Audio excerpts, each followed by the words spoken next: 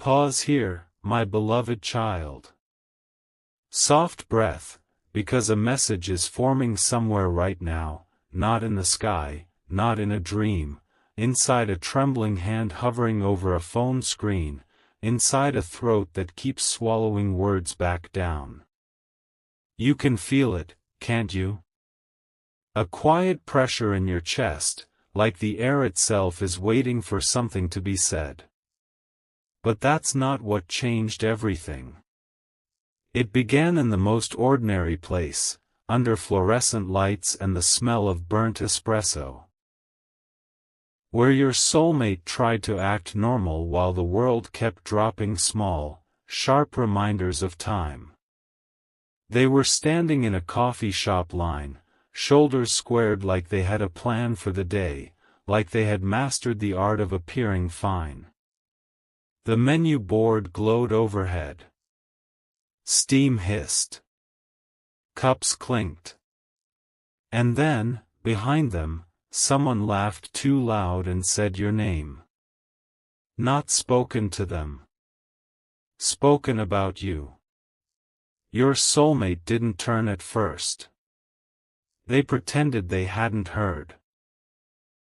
They stared at the pastry case like the croissants held answers. But the voice continued, casual and careless. Yeah, it's their birthday this week. They're turning, the number came next. And it landed on your soulmate like a cold coin down the back of their shirt. Their fingers tightened around their wallet. Their jaw flexed once. The barista asked, next, and your soulmate almost didn't respond. Because it wasn't the number itself. It was what the number meant. A measurement. A countdown. A fact they couldn't negotiate with anymore.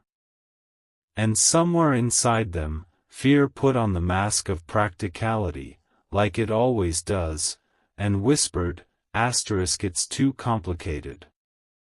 It's too late. It's not fair to them, yet, my child, fear has always been talented at pretending it's wisdom.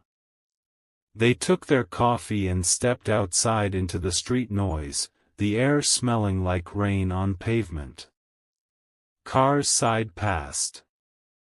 A delivery truck rattled. They walked a few steps and stopped, staring at nothing. Not because they didn't love you. Because they did. And love, when it is real, is not gentle on a coward. Then something happened that made their hands go cold. Their phone buzzed, not a message from you. Not even a message about you. Just an automated calendar notification, birthday reminder. Your birthday. Your age. Stamped into the day like a seal. They stared at it too long. A stranger brushed past them and muttered, sorry, and your soulmate didn't even blink. Because last night, my beloved child, your age did something to them. It didn't make them judge you. It made them grieve. Not you.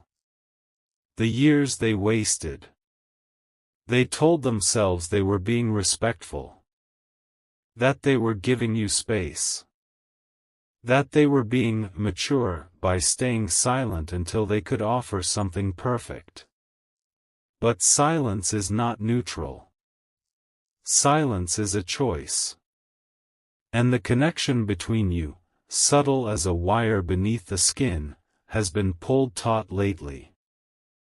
You felt it in the way your mind goes quiet at strange moments, in the way your body remembers someone you haven't touched.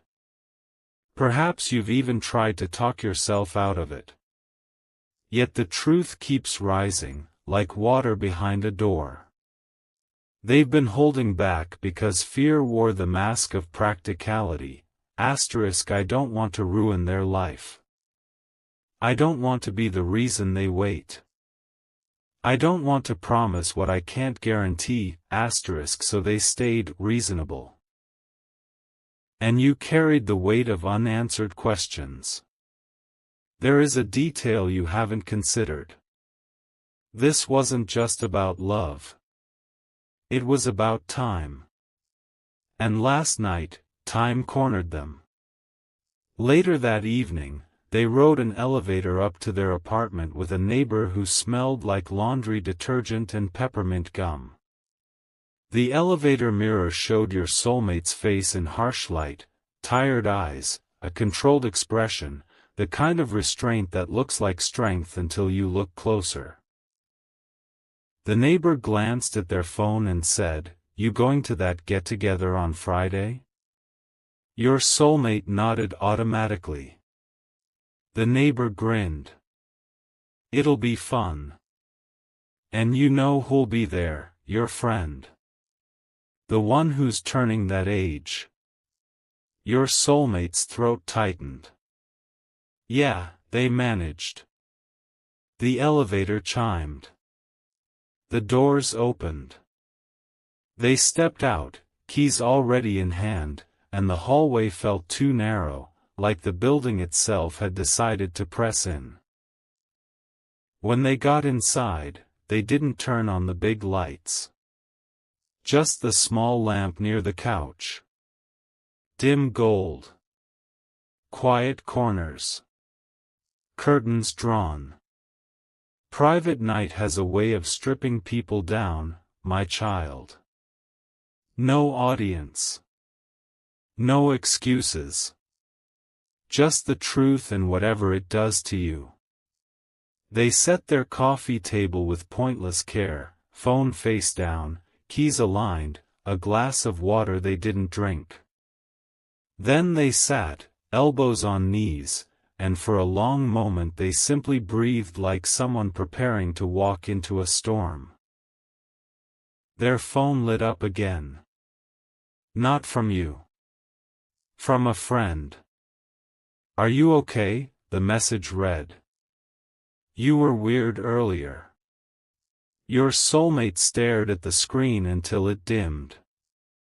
Then they picked up the phone and opened the only place they had been avoiding like a sacred fire. Your chat. But that's not where they went first. No. First they opened your profile photo. The tiny square of your face, frozen in time, smiling at something outside the frame.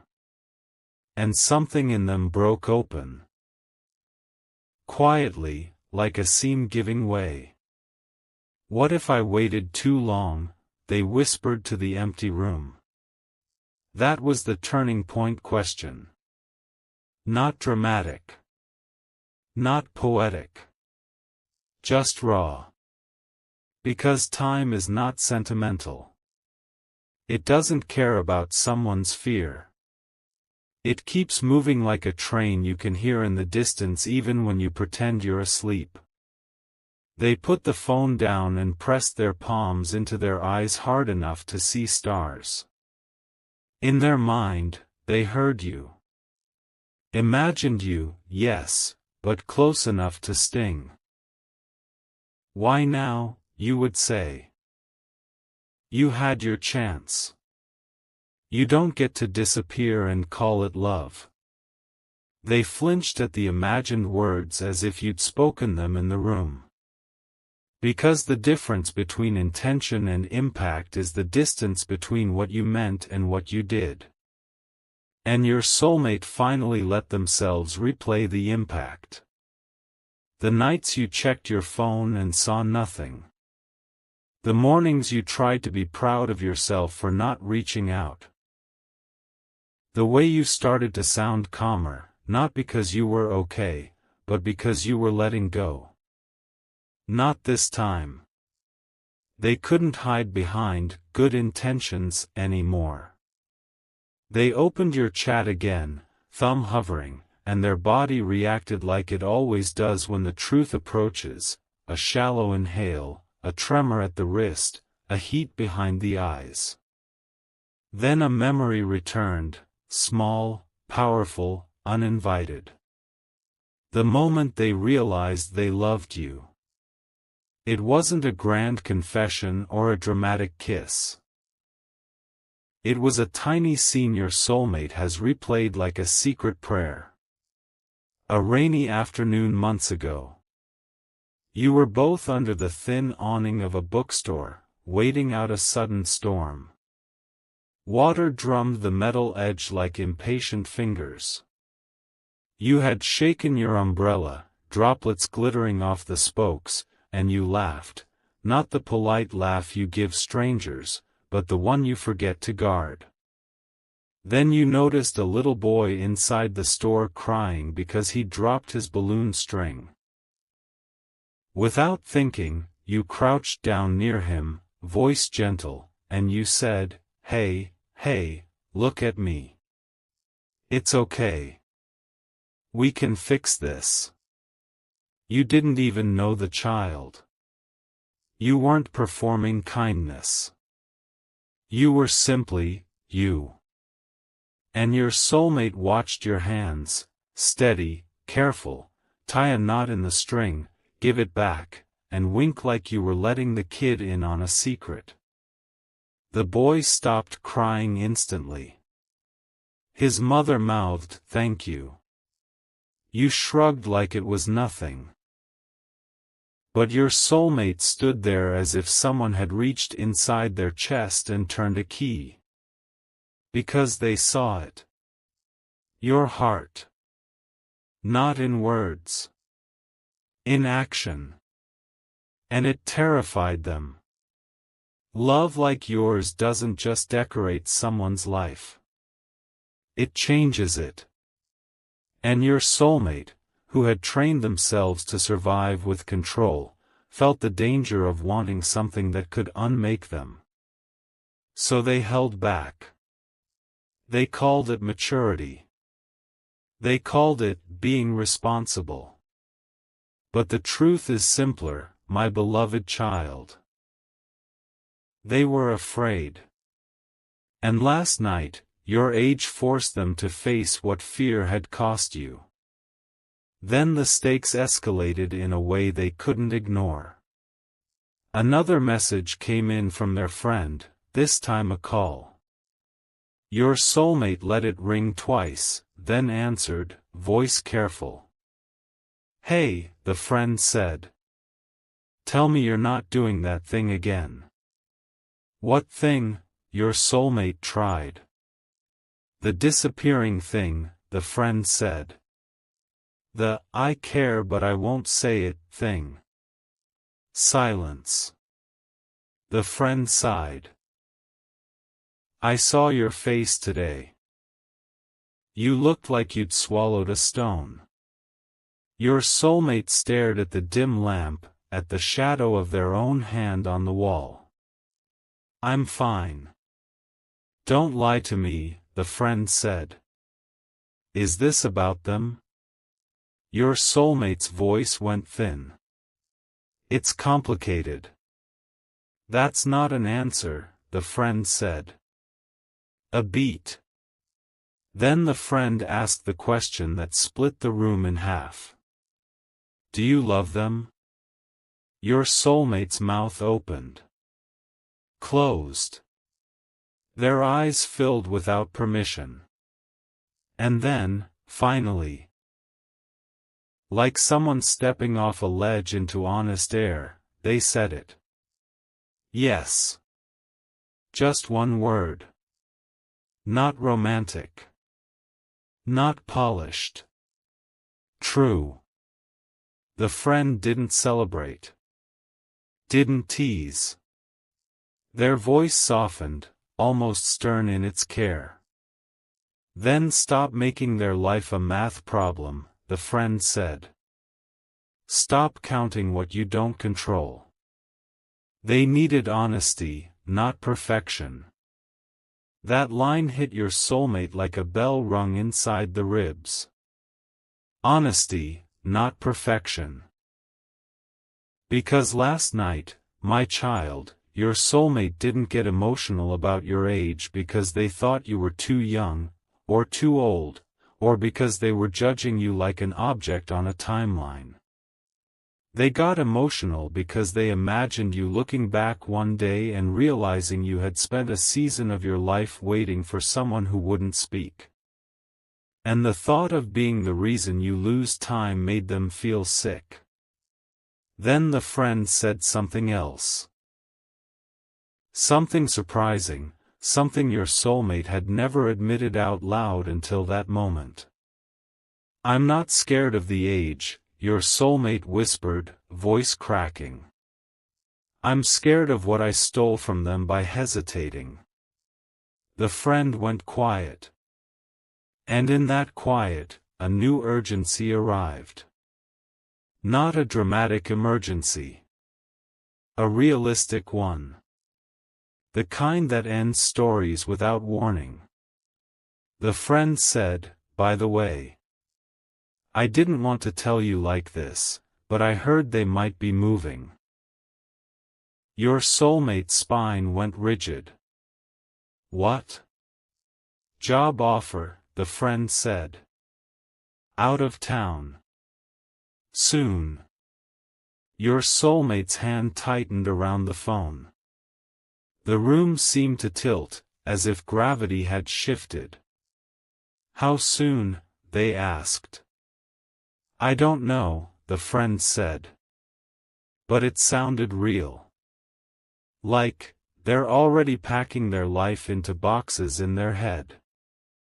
Your soulmate swallowed hard. In their mind, they saw you sealing tape over cardboard, folding clothes, choosing what to bring, what to leave behind. They imagined you leaving without a final conversation. Not to punish them. Just because you had finally chosen yourself. And suddenly the silence they'd been hiding in felt like a locked room filling with smoke. Too late. Almost. They ended the call with a strained, "I'll talk to you later," and the friend replied, "Talk to them. Not me." Your soulmate set the phone down and stood up too fast, pacing the small apartment like an animal searching for an exit. They whispered into the empty air, "I protected myself." It came out like an accusation. Like a confession. They leaned both hands on the kitchen counter, head bowed. And then they said the next part, quieter, like it hurt to admit. "I protected myself, and I left them to carry it alone." My beloved child, this is where empathy becomes real. Not when someone feels bad. When they finally see you as a person and not a risk. When they understand that their fear had a cost, and the cost had your name on it. Then their phone buzzed again. A notification from social media, your post, shared by someone else. Not a message to them. Just a photo, a cardboard box on a floor. A corner of your living room. A caption that said something simple like, "New chapter." Your soulmate's breath caught. And that was the restrained twist, my child, not a villain, not a conspiracy. Just a misunderstanding sharpened by distance. They had assumed you were fine because you were quiet. But you weren't quiet. You were moving. They had been reading your silence as patience. But your silence was preparation. They sat back down hard on the couch, phone in both hands now, and opened your chat like someone stepping onto a bridge that might collapse. The screen loaded. Your name at the top. Your last active time. And then, the history. They scrolled. Past memes. Past small check-ins. Past the time you'd said, "Hope your day went okay." Past the time they left you on read and told themselves they were giving you space. And then they hit a line from you that stopped their thumb completely. A single message, weeks ago, that they had seen but never answered. I'm not asking you to choose me. I'm asking you to stop choosing silence. Their chest clenched so sharply they pressed a fist to it. Because there it was. Not a demand. Not a threat. A boundary. A truth. Words that didn't chase. Words that stood still and asked them to meet you where you were. But that's not what they did. They let it sit there like a lit candle in an empty room. Now, in the dim lamplight and the glow of the phone, they stared at that line until their eyes blurred. They imagined you saying it out loud. They imagined your face when you typed it. They imagined you waiting after you sent it, hoping they would finally show up. And they felt the shame of what they had done without intending it. Then, my child, their thumbs moved. Not confidently. Desperately. They tapped into the message field. And the first draft came out like a coward's offering. Draft 1, short, safe, useless, hey. Hope you're doing okay. They stared at it, disgust rising. Delete. Draft 2, medium, apologetic, still hiding. I've been thinking about you a lot. I'm sorry I've been distant. They read it again and felt the hollowness. Too vague. Too easy. Delete. Draft 3, long, careful, trying to explain. I've been scared of saying the wrong thing. I didn't want to complicate your life. They looked up at the top of the chat and noticed something they hadn't noticed before. A small change. Where your profile details used to be, there was a blank space. Where your status used to show, it looked restricted. As if the door was still there, but the lock had been changed. Your soulmate's breath caught. They tapped your name. The screen hesitated. Then loaded. And they saw it, a subtle system message. Not dramatic. Just a quiet indication that access had shifted. Maybe you had limited who could reach you. Maybe you had changed settings. Maybe, most likely, you had finally built a boundary strong enough to hold. Your soulmate whispered, no, and in that whisper was the understanding that you were not waiting in the same way anymore. This is what it looks like when someone realizes the world does not pause for their readiness. Time suspense entered the room like a metronome. 30 seconds. They stared at the send button, heart pounding. 2 minutes. They swallowed, rereading every line, wondering if accountability would still sound like manipulation to someone who has been disappointed too many times. 10 minutes. Their message sat there unsent, glowing like a match in the dark. And then they did the thing they hadn't planned to do. They pressed call. 1 ring. 2 rings. 3. Their pulse slammed against their ribs, loud as footsteps in an empty hallway. The call ended. No answer. A missed call notification appeared. Your soulmate stared at it, stunned, as if the universe itself had refused to give them instant relief. They tried again. 1 ring. 2. Voicemail. They didn't leave a message. Not yet. Because leaving a message felt like performing. And they were done performing.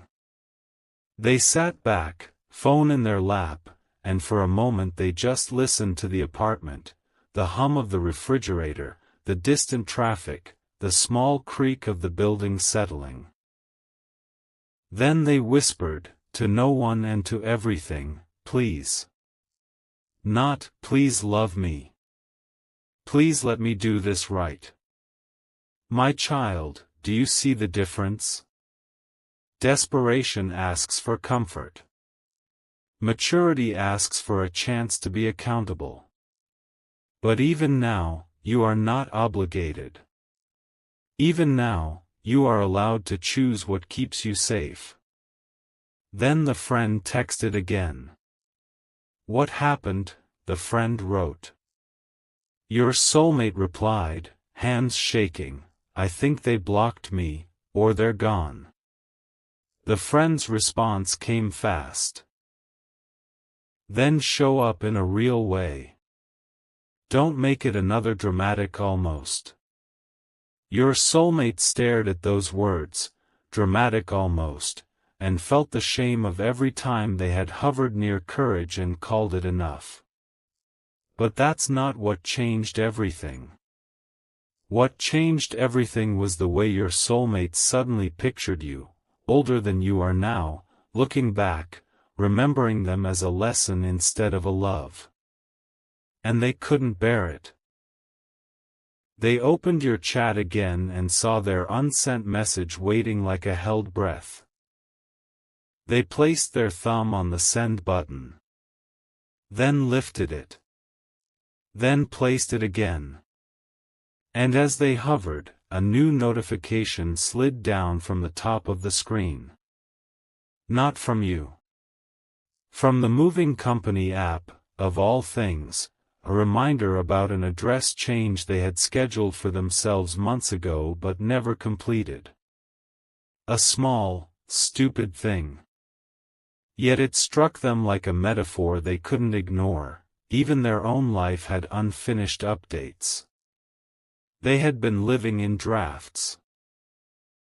They exhaled, a small sound that was almost a sob. They whispered, no more drafts. And then, because fear still fought back, they opened the voice note feature instead. A voice note is harder to hide behind. A voice shakes. A voice tells the truth even when words pretend. They pressed record. The timer began, 0:01. 0:02. 0:03. Their mouth opened. Nothing came out. They swallowed. Tried again. And finally, their voice broke through, low and raw. I don't know if you'll hear this, they said. They stopped. Because even that sounded like an excuse. They deleted the voice note. Pressed record again. 0:01. 0:02. I'm sorry, they said, and the apology sounded different this time, less like a plea, more like a bow. I chose silence and I watched it hurt you. I told myself I was being careful, but I was being afraid. They paused, breathing uneven. Then they said the words they had avoided because saying them would mean responsibility. I love you. 2 seconds of silence followed. Then, softer, and I don't want to be the kind of person who only says that when I'm scared of losing you. I want to be consistent. If you don't want me in your life, I will respect that. But you deserve to know what was true. Their eyes closed. A tear slid down the side of their face and disappeared into their jawline. They held the phone close, as if proximity could bridge distance. Then they added, quietly, I heard you might be leaving. If that's true, I'm not asking you to stay. I'm asking for one honest conversation, only if you want it. They stopped the recording. The voice note sat there, unsent. A small bar on a screen holding a whole storm. My beloved child, this is the edge of action. Not the reunion. Not the guarantee. The edge. And edges are sacred because they reveal character. They hovered over the send icon for the voice note. Their thumb trembled. They looked at your last message again, stopped choosing silence. They whispered, "Okay." Then they did something unexpected. They went back to the text field, away from the voice note, away from the long careful accountability paragraph. They cleared it all. Every word. And started fresh. One line at a time. Simple. Strange. Honest in a way that didn't try to win. Their thumbs moved with a steadiness that hadn't been there all night. The lamp flickered once, as if the room itself was holding its breath. Outside. A car passed with headlights sweeping across the curtains like a slow searchlight. Your soulmate stared at the screen. A final hesitation. Not because they didn't mean it. Because once it's sent, they can't take it back. Because once it's sent, they must become the kind of person who can stand behind it tomorrow, and the next day, and the day after that. They inhaled, slow and shaking. Hovered over send. And the first sentence they typed was not what anyone would expect.